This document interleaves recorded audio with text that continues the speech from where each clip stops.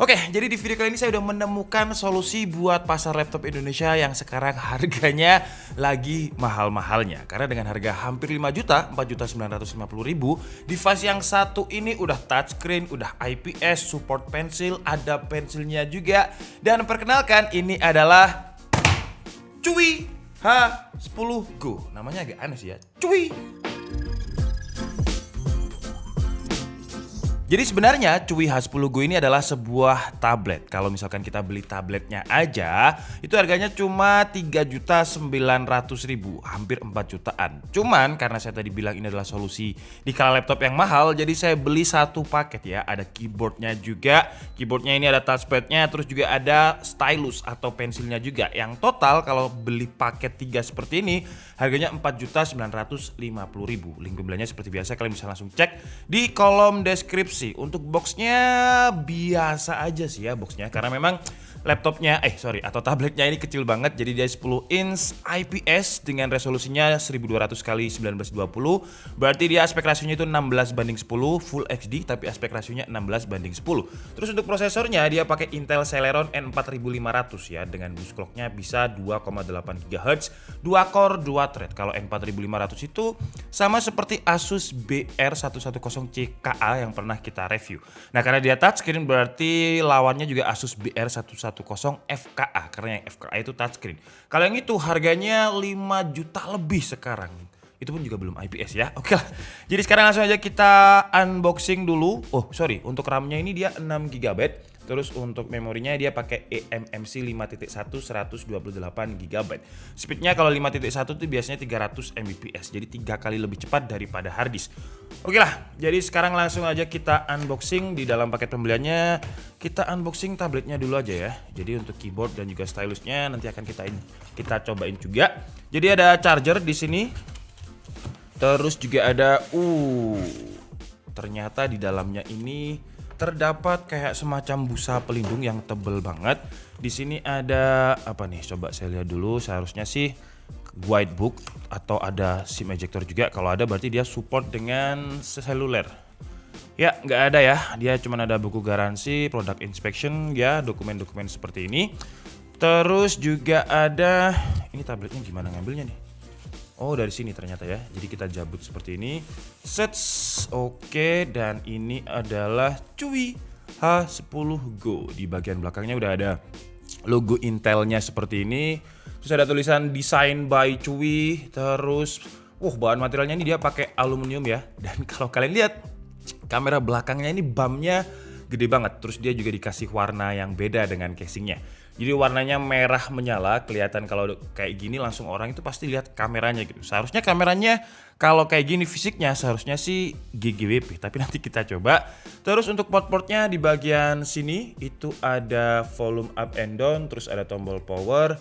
Terus di bagian bawah ini ada magnetik untuk keyboardnya, ini juga untuk buat keyboard. Di bagian kiri ini ada port untuk audio jack, ada 2 buah USB Type-C yang seharusnya salah satunya power delivery dan ini untuk transfer data, dan ini ada ini micro USB dan slot SD card.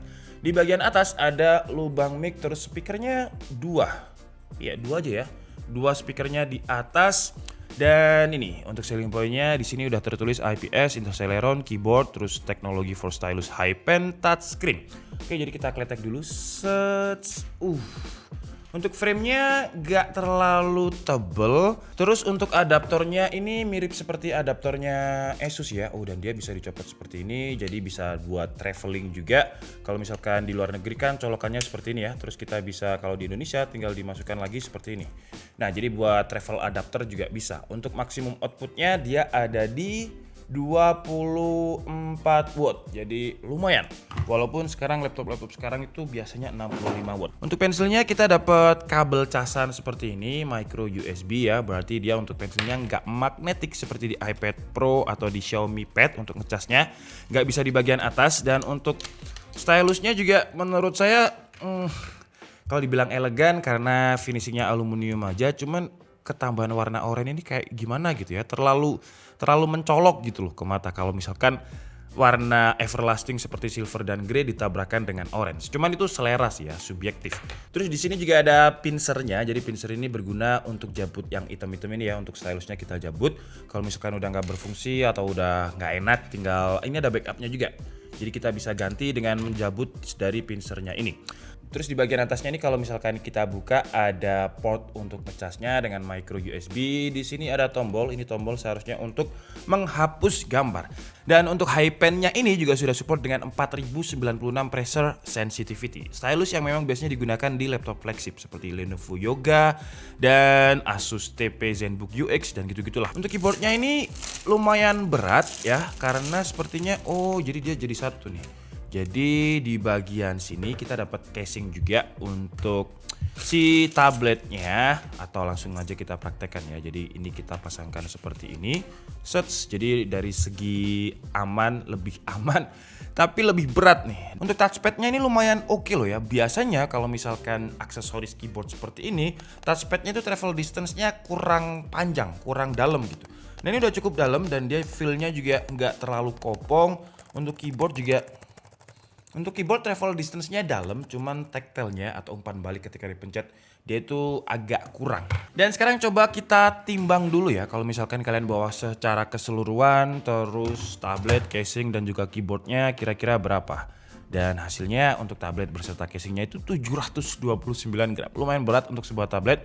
Kalau sama keyboardnya itu 970 gram. Sama pensilnya 986 gram. Jadi kalau misalkan sama chargernya tadi mana ya? Kalau sama chargernya seharusnya sih di atas 1 kilo. Kita coba aja. Ya kan? Jadi 1,1 kiloan lah kalau misalkan kalian bawa sama chargernya. Masih lumayan enteng. Kalau kalian berat bawa 1 kilo berarti mungkin butuh balsem lah ya biar otot-ototnya lebih kuat. Oke, jadi sekarang kita coba koneksikan si tablet ini dengan keyboardnya. Nah, kalau kayak gini berarti dia jadi laptop. Cuman saya penasaran apakah sekuat itu untuk magnetnya. Oke, masih lumayan kuat. Sekarang coba yang lebih ekstrim, karena ya kalau seperti ini kan yang lebih berat itu tablet ya. Kalau misalkan di bawah seperti ini apakah dia nggak kuat ternyata ya. Nggak kuat ya, jadi kita coba lagi. Untung saya pegang ya. Nah jadi kalau seperti ini kan kuat ya, tapi kalau misalkan seperti ini ya saya lepas ya. Nggak kuat. Jadi magnetnya nggak sekuat itu. Terus di bagian belakang casingnya ini ada kayak semacam gap buat memudahkan kita masuk ke mode Microsoft Surface. Nah dia mirip banget seperti Microsoft Surface. Nah kalau seperti ini dia langsung nih jadi laptop. Ada pennya juga.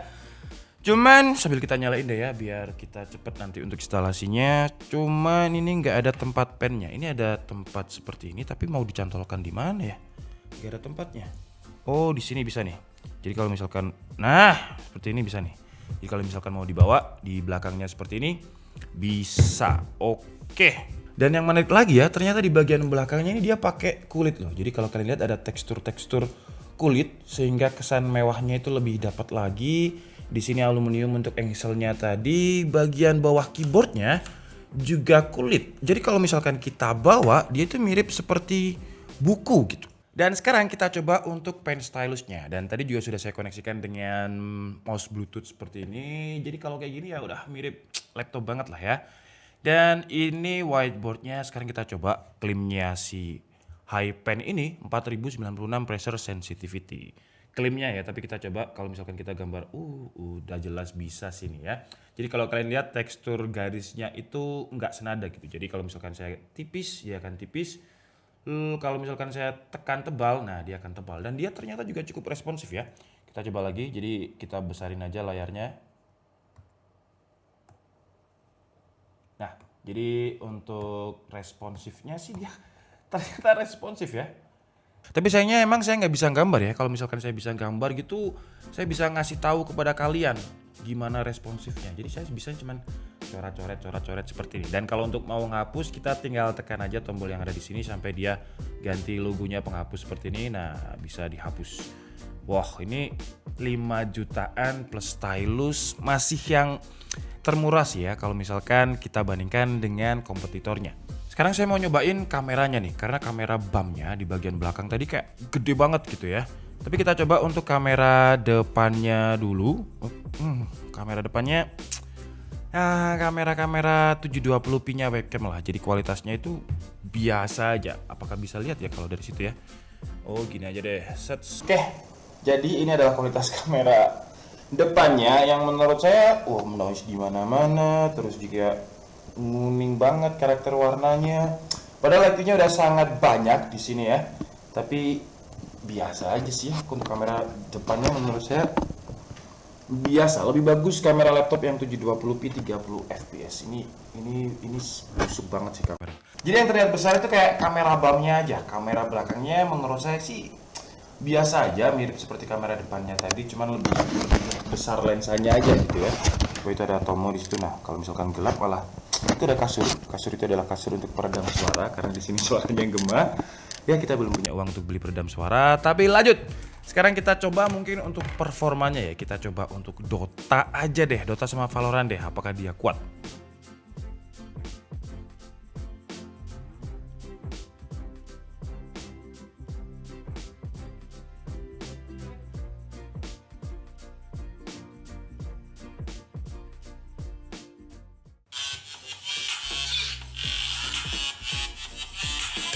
Kalau untuk audionya menurut saya standar banget sih ya. Standarnya laptop tipis, standarnya kalau dibilang standarnya tablet juga bukan standarnya tablet. Standarnya laptop tipis lah yang biasanya suara bassnya itu nggak dominan, suara treble-nya kalau dibilang lebih kuat juga enggak. Jadi kayak speaker biasa lah, standar. Kalau untuk baterainya si Cuy ya, dia mengklaim baterainya itu bisa tahan 6 jam, cuman jujur aja saya belum coba. Dan kalau untuk kapasitasnya dia ada di 22,2 watt hour. Oke guys, jadi mungkin cukup segitu aja video review dari Cuy H10 Go kali ini. Kesimpulannya, menurut saya kalau misalkan kita bandingkan dengan kompetitornya yang sama-sama Jasper League, ada Asus BR 1100 FKA, sama-sama touchscreen-nya. Kalau kita bandingkan dengan Lenovo HDP Duet, dia detachable juga sama. Kita bandingkan dengan Microsoft Surface, malah dia lebih worth it lagi ya menurut saya kalau dibandingkan dengan Microsoft Surface. Karena Microsoft Surface itu misalkan pot ini ya, kalian kasih nama Microsoft, itu harganya juga lebih mahal potnya karena dia ada branding image-nya. Cuman kekurangannya si Cuy ini after sales-nya menurut saya nggak jelas. Kalau Lenovo dan juga Asus kan jelas ya, dia 2 tahun. Kalau ini mungkin buat kalian yang tahu ya garansiin Cuy ini di mana, karena tadi saya research nggak ada tempat service centernya Cuy ini di Indonesia. Jadi kesimpulannya ini adalah tablet yang worth it banget buat anak sekolah. Terus juga buat kalian yang butuh laptop dan gak suka dengan panel TN yang bikin mata cepet lelah ya. Bukan cepet lelah ya, kayak mata itu jadi cepet selinder gitu. Karena kita ngotot lihatnya panel TN ini warnanya orange apa merah ya, kayak gitu kalau misalkan kita pakai panel TN. Tapi kalau pakai panel IPS kita lihat dari sini aja, wide viewing angle-nya udah warnanya itu nggak berubah. Terus kelebihan lainnya dia juga sudah support dengan stylus 4096 pressure sensitivity.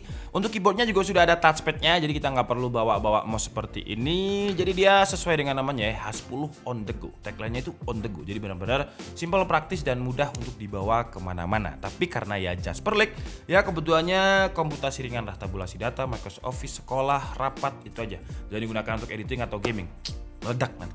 Oke, jadi mungkin cukup segitu aja video kita kali ini. Saya minta maaf kalau ada kesalahan dalam penyampaian informasi. Seperti biasa, kalian bisa mengkoreksinya di kolom komentar. Saya Dika Budi, and see you on the next video. Bye-bye.